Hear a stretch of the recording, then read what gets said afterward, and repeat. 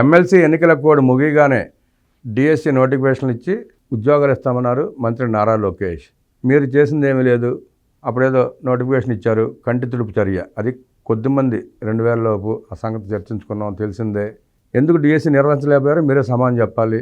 Fee reimbursement 3000 బాకీలు పెట్టి పారిపోయారు. అవి కూడా కూటమి ప్రభుత్వం వచ్చినాక తీరుస్తూనే ఉంది. కట్టారు, కడుతున్నారు, కట్టబోతారు కూడా.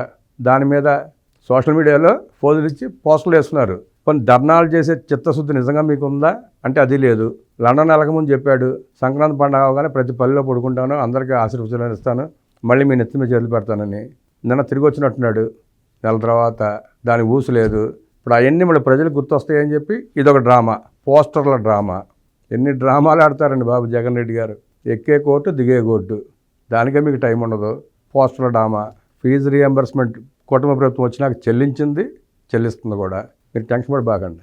మీకంటే ఎక్కువ బాధ్యత ఉంది కూటమి ప్రభుత్వానికి.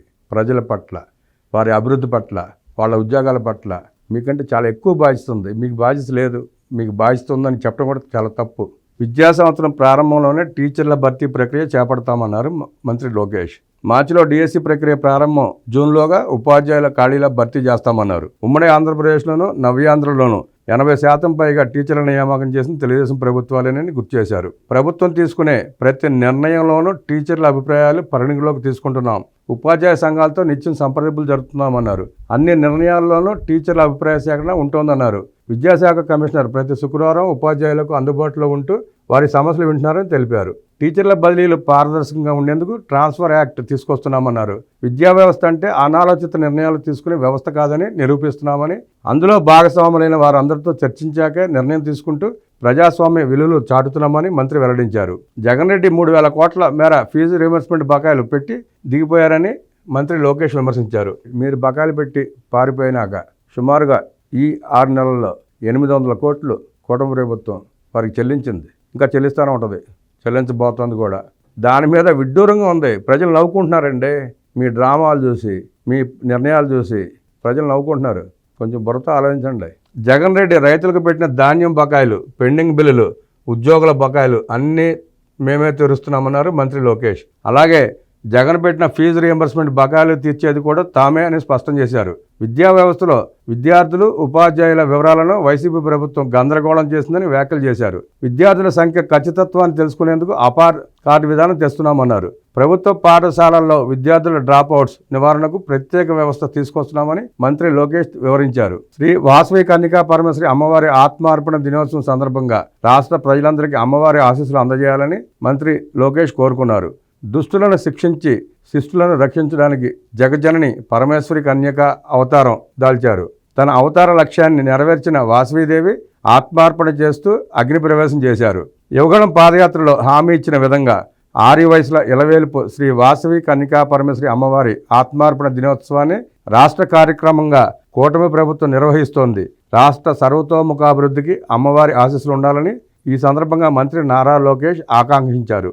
గత 5 ఏళ్ల పాలనలో చూసాం ఉపాధ్యాయుల్ని ఎంత హీనంగా చూశారో. కరోనా సమయంలో లిక్కర్ షాపులు ఓపెన్ చేసి తమ ఆదాయం ఎక్కడ తగ్గిపోద్దాం అన్న ఆలోచనే తప్ప ప్రజలు, మంచి చెడులు, ఉపాధ్యాయులు ఏంటి అసలు ఆలోచన లేదు. మీ ఆదాయానికి గండి పడకూడదు అంతే. ఆ లిక్కర్ షాపులు ఓపెన్ చేసి అక్కడ ఉపాధ్యాయులను కాపలా పెట్టిన గనులు మీరు.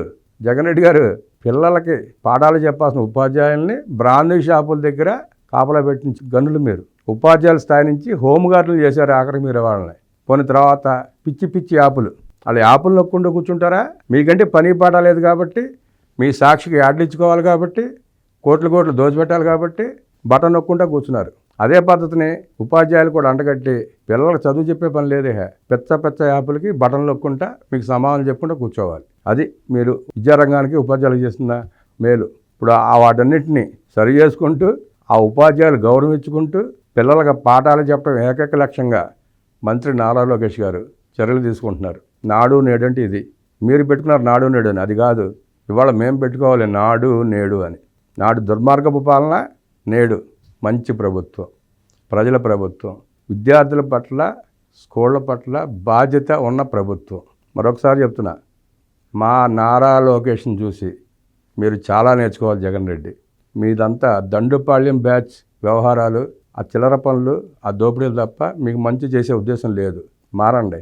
మా లోకేష్ బాబుని చూసి నేర్చుకోండి.